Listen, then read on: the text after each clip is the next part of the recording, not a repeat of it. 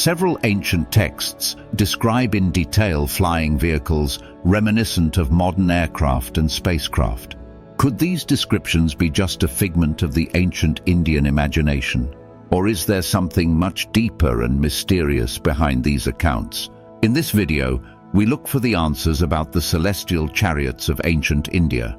Our first glimpse of the Vimanas comes from the ancient epics Ramayana and Mahabharata. In these texts, Vimanas are described as flying chariots used by gods and demons. The most famous of all is the Pushpaka Vimana, the flying chariot of Ravana, taken from him by Rama after defeating the demon king. The Pushpaka Vimana is described as a flying machine made of light materials and decorated with gold and precious stones. It is capable of flying vast distances and can accommodate numerous passengers. In these texts, Vimanas are not only vehicles, but also symbols of power and technological superiority. The descriptions of the Vimanas do not end with the epic narratives. In the 11th century treatise Samarangana Sutradhara, they are described as planes of light material equipped with a fire chamber that heats Mercury vessels, creating a vortex that lifts the machine into the air. This treatise describes how Vimanas can take off vertically, move forward and backward, and even hide from enemies. Not only did these ancient engineers know about aerodynamics, but they also described in detail the construction of these machines, including the use of mirrors and lenses for camouflage and navigation. Is it possible that these descriptions are just myths, or is there real technology behind them that has been passed down through the ages? In the 20th century, a text called Vimanika Shastra attracted the attention of researchers and enthusiasts. Allegedly dictated telepathically by the ancient sage Pandit Subbaraya Shastri, it describes the Vimanas in even greater detail. In this text, reference is made to Mercury vortex motors, which are reminiscent of modern electrical propulsion systems. The text examines the construction, management, and even weaponry of the Vimana, which includes devices for eavesdropping on enemies and weapons of mass destruction. This text was created in the early 20th century and has been questioned extensively. Many skeptics describe it as a product of modern fantasy and forgery. Can the descriptions of the Vimanas be seen as mythology and religion alone? Or do they contain traces of extinct technological knowledge that ancient civilizations possessed but have lost over the centuries? Having seen the initial descriptions of the Vimanas in ancient Indian texts, it is time to delve into the details of their construction and capabilities. What technologies did the ancient Indians use to create these flying machines? Vimanas are not just mythical chariots. According to ancient texts, they were sophisticated technological machines, which makes us wonder about the level of knowledge of the ancient Indians. The Samarangana Sutradhara describes the apparatuses as wooden planes with mercury motors that use a vortex to create lift. But how could the ancient engineers have known about such principles? The Vimanika Shastra mentions different types of Vimanas, each with its own unique characteristics. For example, the Shakuna Vimana is described as a flying bird with movable wings and tail, while the Chapala is known for its high speed, accelerating by pressing a central button. According to some researchers, the Vimanas may be the product of cultural exchange and the accumulation of knowledge over the centuries. In the Mahabharata, they play a key role in battles, using weapons of immense destructive power. These weapons are called astras, are activated by mantras, and have destructive capabilities comparable to modern nuclear weapons. Is there archaeological evidence to support these descriptions? Although many of the texts have been interpreted as mythological, some discoveries suggest that the ancient Indians may indeed have had advanced knowledge of metallurgy and construction. For example, ancient Sanskrit documents found in Tibet suggest that this knowledge was disseminated and developed over the centuries. These texts mention the use of Laghima, a mysterious power that allows Vimanas to fly and even reach other planets. According to some ancient astronaut theories, The Vimanas are evidence of visits by alien civilizations who passed on their knowledge to the ancient Indians.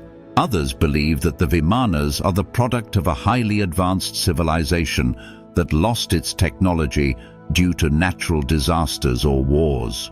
Ancient Indian texts also speak of cosmic cities that revolve around the Earth like giant orbital stations. The Vimanas provided the link between the Earth and the orbital stations. Some of them could carry more than 1,000 people. Others could carry only one person. It is said that the ancient city of Mohenjo-daro was destroyed with the help of the Vimanas, with a weapon having the destructive power equivalent to a nuclear blast.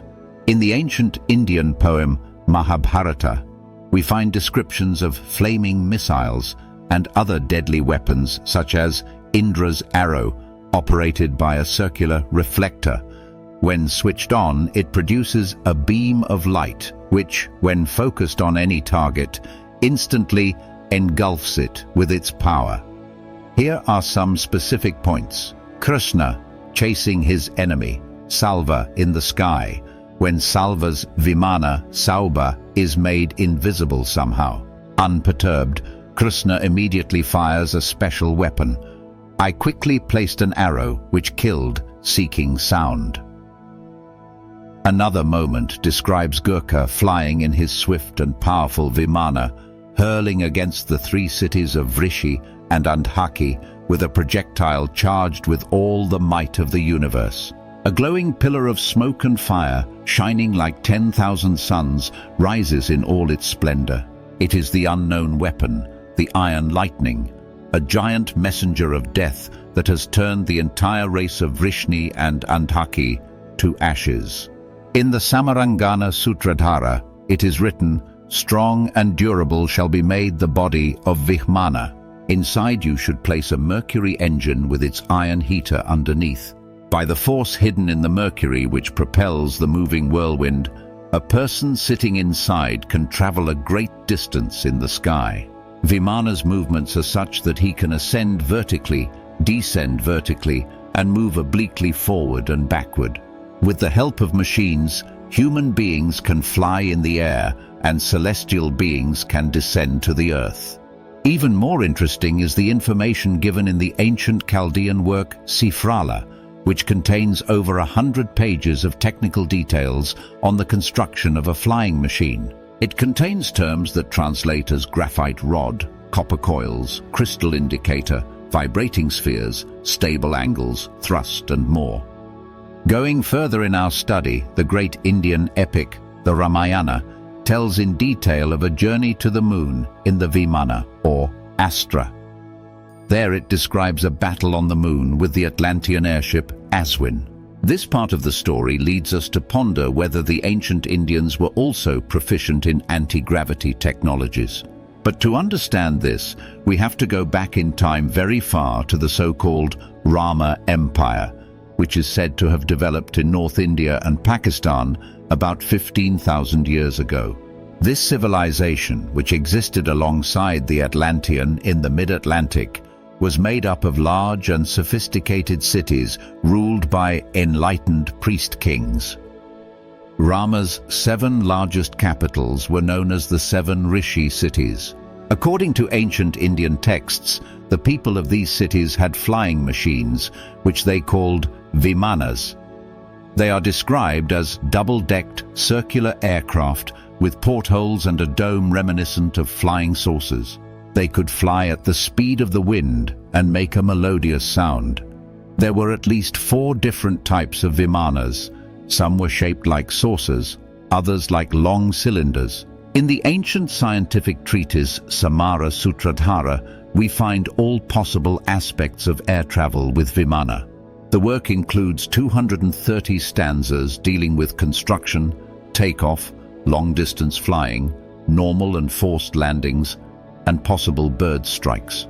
Going beyond the context of Indian texts, we find other ancient writings left by other peoples and cultures describing similar aerial vehicles.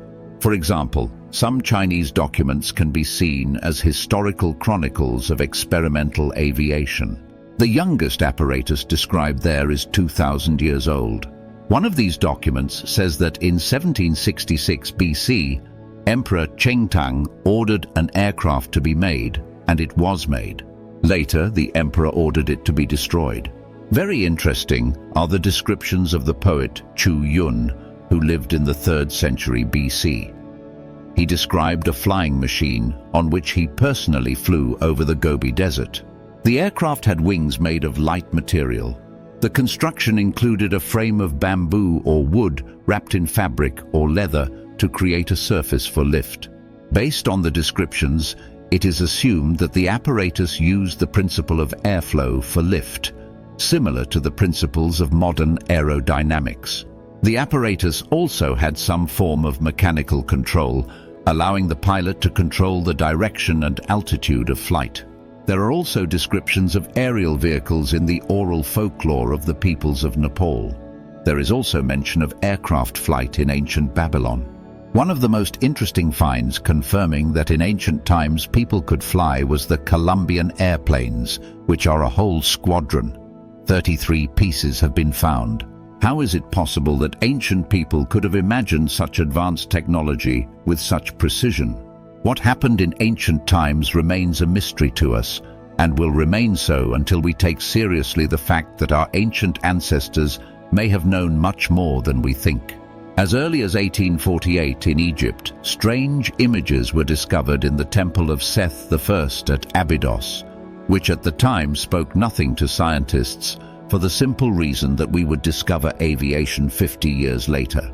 Therefore, only in our days, scientists have come to the conclusion that these are images of aircraft, for example, helicopters, and next to them there are depicted apparatuses amazingly similar to modern supersonic fighters. Click the video on the screen and we'll be back together in a second.